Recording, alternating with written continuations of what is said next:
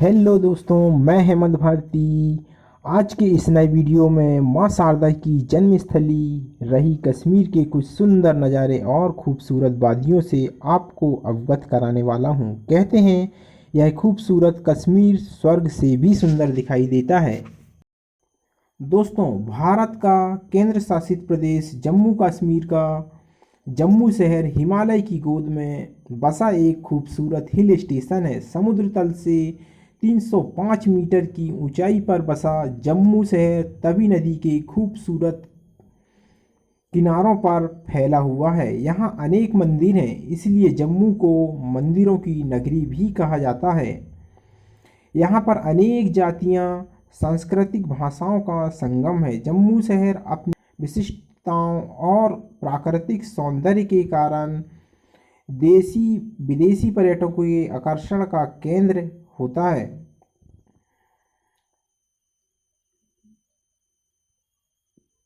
हिमालय पर्वत की गोद में बसा जम्मू कश्मीर अपनी प्राकृतिक सुंदरता के कारण पूरे विश्व में प्रसिद्ध है। जम्मू शहर में माता वैष्णो देवी मंदिर के जाने के लिए प्रतिवर्ष लाखों की संख्या में तीर्थयात्री देश भर से आते हैं। माता वैष्णो देवी धाम के अलावा जम्मू में घूमने के लिए और भी कई पर्यटन स्थल हैं जो जम्मू में आने वाले पर्यटकों का मन मोह लेते हैं।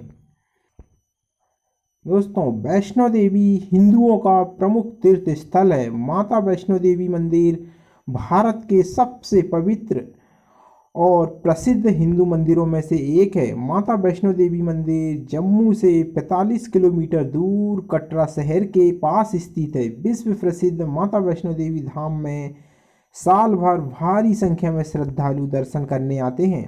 कटरा से माता वैष्णो देवी मंदिर लगभग 15 किलोमीटर की दूरी पर त्रिकुट पर्वत पर स्थित है। वैसे तो श्रद्धालु माता वैष्णो देवी के दर्शन करने पैदल चढ़ाई करना ज़्यादा पसंद करते हैं, लेकिन अगर कोई श्रद्धालु पैदल चढ़ाई में करने में असमर्थ होता है तो उन श्रद्धालुओं के लिए यहाँ खच्चर या पिट्ठू की सुविधाएं भी उपलब्ध हैं। यहाँ पर माता वैष्णो देवी यात्रा के लिए हेलीकॉप्टर की भी सुविधा उपलब्ध है। दोस्तों, आप भी कभी जम्मू कश्मीर में घूमने के लिए जाते हैं तो माता वैष्णो देवी के मंदिर के दर्शन करने जरूर जाएं।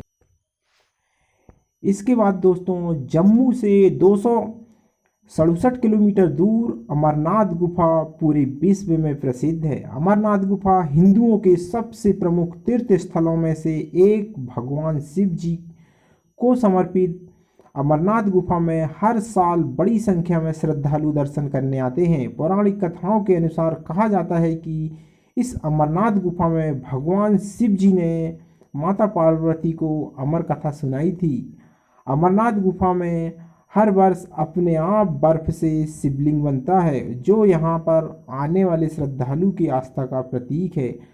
हर साल अमरनाथ की यात्रा होती है जिसमें देश के कोने कोने से श्रद्धालु आते हैं। कहा जाता है कि इस गुफा में भगवान शिव जी की बर्फ से बनी शिवलिंग के दर्शन करने से इंसान के सारे कष्ट दूर हो जाते हैं। दोस्तों, आप भी कभी जम्मू कश्मीर में घूमने के लिए आते हैं तो अमरनाथ गुफा में भगवान शिव जी के दर्शन करने जरूर जाएं।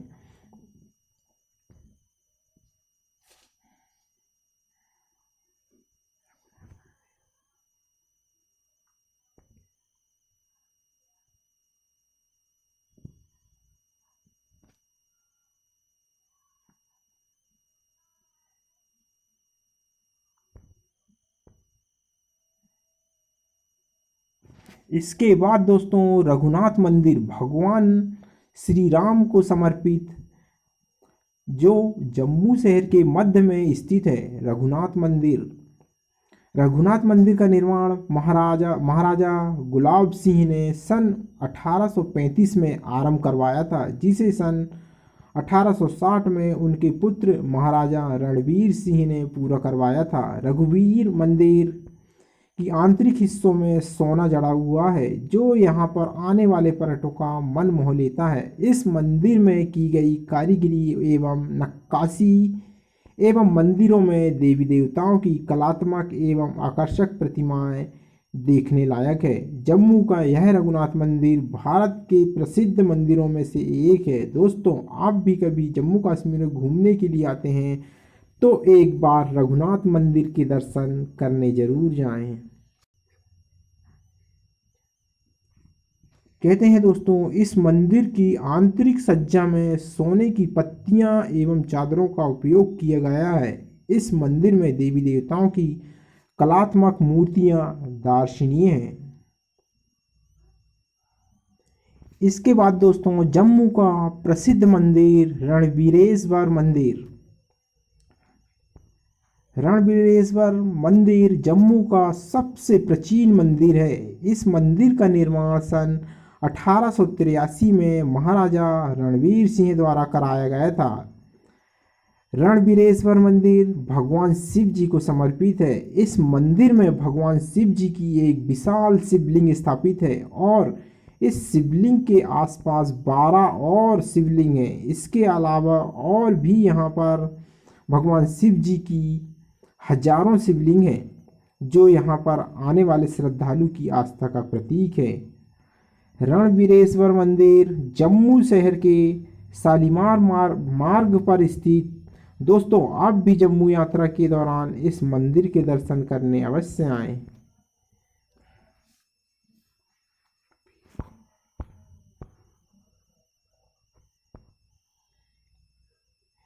इसके बाद दोस्तों, जम्मू में देखने लायक प्रसिद्ध पीर खो गुफा। कहते हैं जम्मू से लगभग 3.5 किलोमीटर दूर पीर खो गुफा तवी नदी के तट पर स्थित है। इस गुफा को जामबंद गुफा के नाम से जाना जाता है। पीर खो गुफा भगवान शिव को समर्पित है। इस गुफा में एक शिवलिंग स्थापित है, इसलिए इसे पीर खो गुफा मंदिर भी कहा जाता है। पौराणिक कथाओं के अनुसार कहा जाता है कि यहाँ पर पीर, फकीरों एवं ऋषि मुनियों ने तपस्या की थी।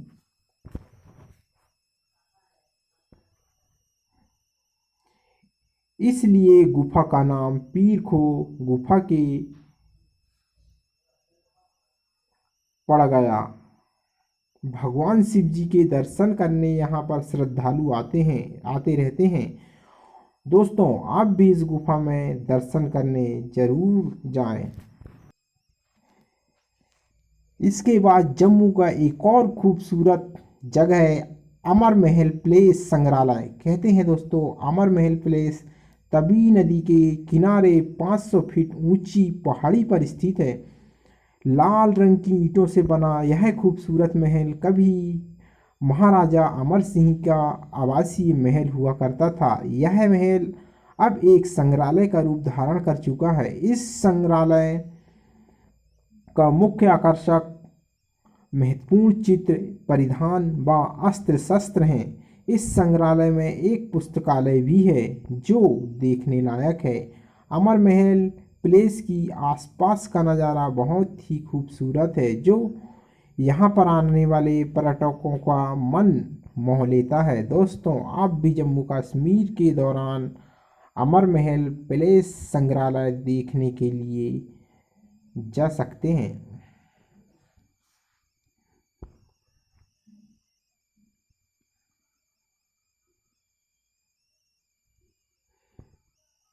इसके बाद दोस्तों, जम्मू के tourist place Mubarak Mandi. Mubarak Mandi place Jammu Kashmir का लोकप्रिय पर्यटन स्थल है। यह स्थान पहले राजाओं के महल हुआ करते थे, हालांकि इसके बाद इसके कुछ एक भाग गिर चुके हैं, फिर भी बचे हुए भाग आज भी अपनी उत्कृष्ट कलात्मकता के लिए जाने जाते हैं। मुबारक मंडी प्लेस महल जम्मू तवी नदी के तट पर स्थित है। मुबारक मंडी प्लेस में राजस्थानी और मुगल स्थापत्य कला का मिश्रण बहुत ही खूबसूरत है, जो देखने लायक है। जम्मू में आने वाले पर्यटकों के लिए मुबारक मंडी प्लेस आकर्षक का केंद्र है। दोस्तों, आप भी जम्मू कश्मीर की यात्रा के दौरान मुबारक मंडी प्लेस घूमने के लिए एक बेहतर विकल्प हो सकता है। इसके बाद दोस्तों जम्मू में देखने के लिए प्राचीन बाहु किला, कहते हैं कि यह किला जम्मू से 4 किलोमीटर दूर तवी नदी के किनारे पहाड़ी पर स्थित इस किले का निर्माण महाराजा बहुलोचन ने लगभग 3000 साल पहले करवाया था।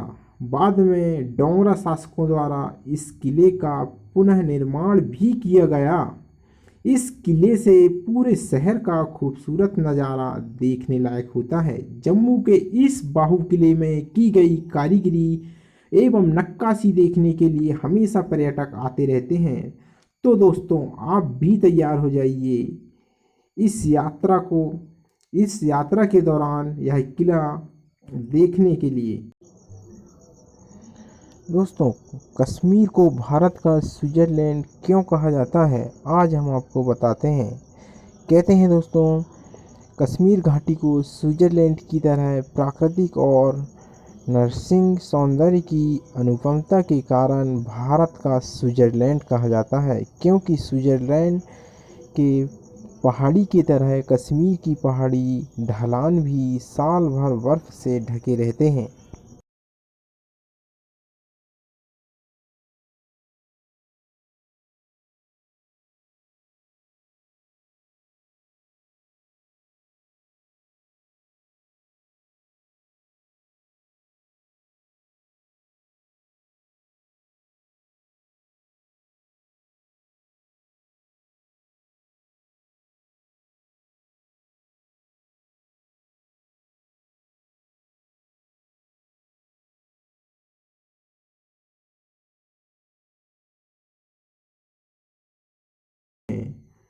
लोअर दांचीग्राम में पर्यटक आसानी से जा सकते हैं, जबकि ऊपर दांचीग्राम घूमने के लिए पूरे दिन का समय चाहिए। यह यात्रा थोड़ी कठिन भी है।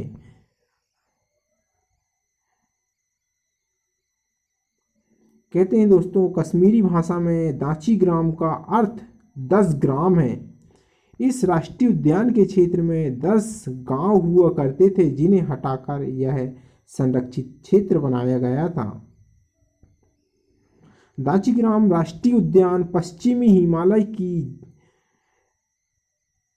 जबरवन पर्वतमाला में स्थित है। उद्यान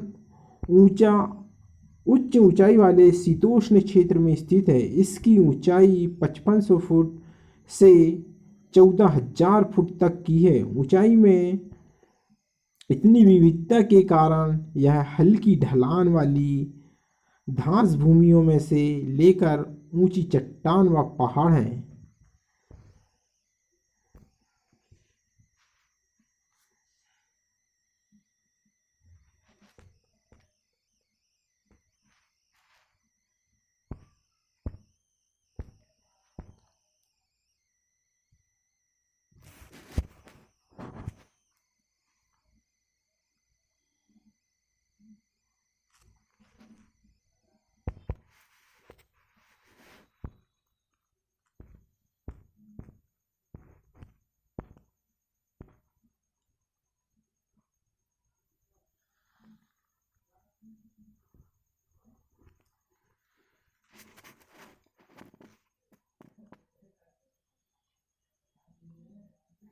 कहते हैं दोस्तों गौरीकुंड नामक प्राकृतिक झरना अपने पवित्र जल के लिए विख्यात है, जो अनेक पर्यटकों तथा श्रद्धालुओं के आकर्षण का केंद्र है। माना जाता है कि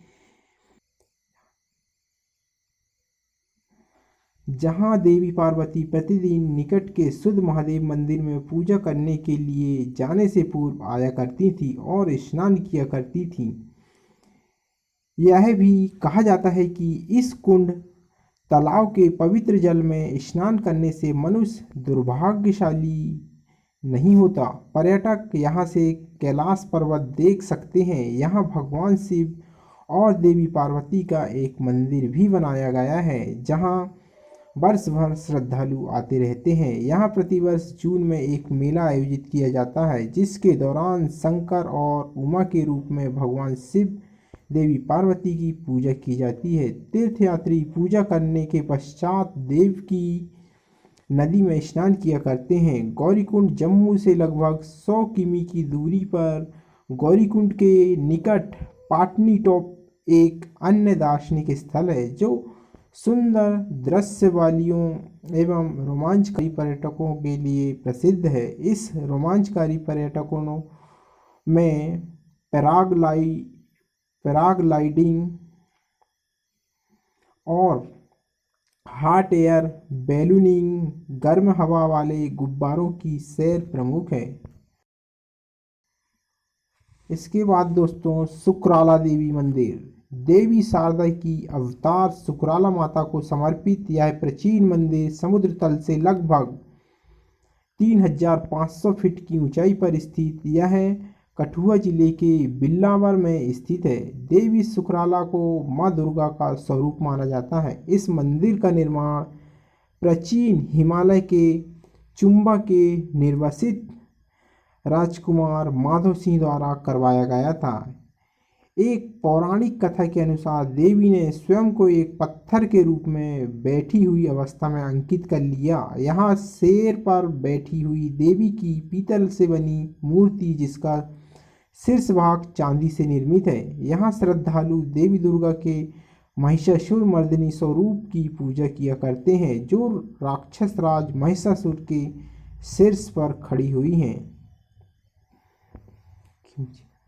इसके बाद दोस्तों किमची मंदिर, स्थानीय लोगों द्वारा पांडव मंदिर के नाम से विख्यात 3 प्राचीन किमची मंदिर भगवान विष्णु, भगवान गणेश और देवी पार्वती को समर्पित है। माना जाता है कि इन मंदिरों का निर्माण 11वीं तथा 12वीं शताब्दी में किया गया था।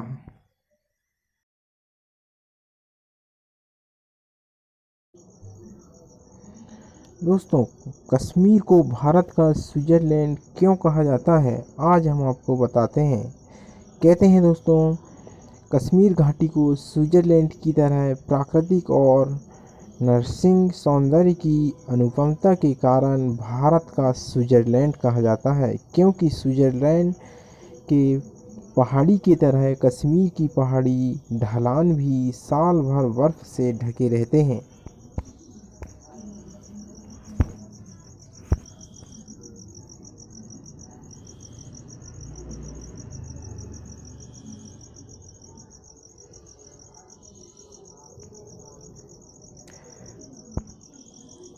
कश्मीर जिसे भारत का स्वर्ग कहा जाता है, 2 देशों के बीच झगड़े की वजह भी बनी हुई है। इतिहास के पन्नों पर कश्मीर की कहानी में कई मोड़ आए हैं। कभी मुस्लिम बहुल इस राज्य में राजा हरि सिंह का सिक्का चलता था। वो इस राज्य को पाकिस्तान और भारत से अलग देश बनाना चाहते थे, लेकिन किस तरह हालातों ने करवट बदली और उन्होंने कश्मीर को भारत के नाम कर दिया।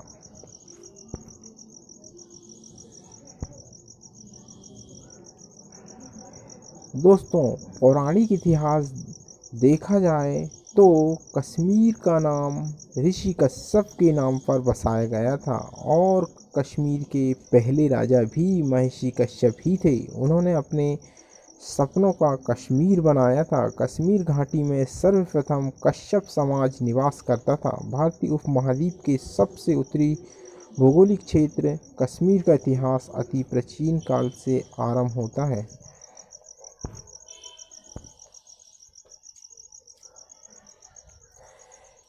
कहते हैं कि कश्यप ऋषि के पहले राजा थे।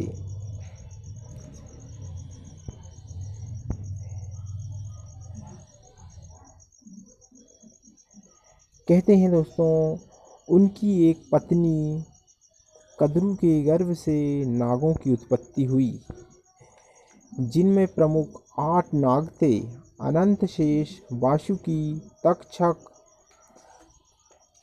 मर्कोटक, पद्म, महापद्म, शंख और कुलिक।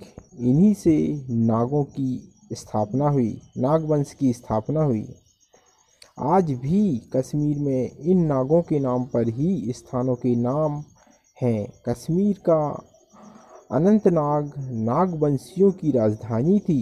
राजतरंगिणी तथा नीलम पुराण की कथा के अनुसार कश्मीर की घाटी कभी बहुत बड़ी झील हुआ करती थी। कश्यप ऋषि ने यहाँ से पानी निकाल लिया और उसे मनोरम प्राकृतिक स्थल में बदल दिया। इस तरह कश्मीर की घाटी अस्तित्व में आई। हालांकि भूगर्भ शास्त्रियों के अनुसार खादियान यार बारामूला में पहाड़ों के धंसने से झील का पानी बहकर निकल गया और इस तरह कश्मीर में रहने लायक स्थान बने। राजतरंगिणी 1184 ईसा पूर्व के राजा गोनंद से लेकर राजा विजय सिंह 1129 ईस्वी तक के कश्मीर के प्राचीन राजवंश और राजाओं का दस्तावेज है। दोस्तों, ऐसे ही वीडियो देखने के लिए चैनल को लाइक एवं सब्सक्राइब जरूर कीजिए। इसी के साथ जय श्री राधे, जय जय श्री कृष्णा।